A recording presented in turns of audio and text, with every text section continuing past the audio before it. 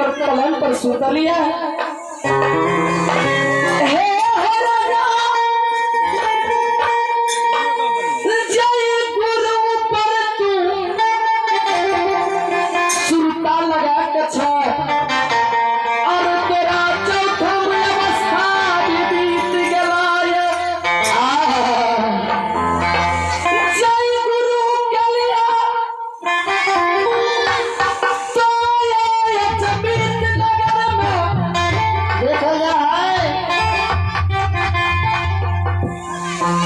नगर में गुरु के बार बार नाम ले और सुरता ढाक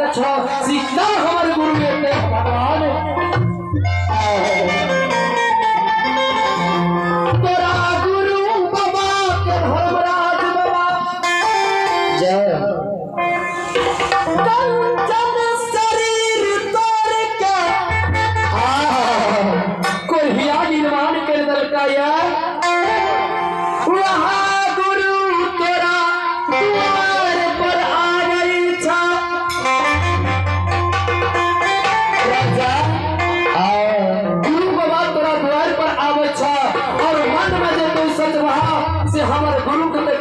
कुष्ठ नशे की बीमारी है हम गुरु के भेंट भी दे देवे और गुरु की सेवा कहल नहीं करवाए।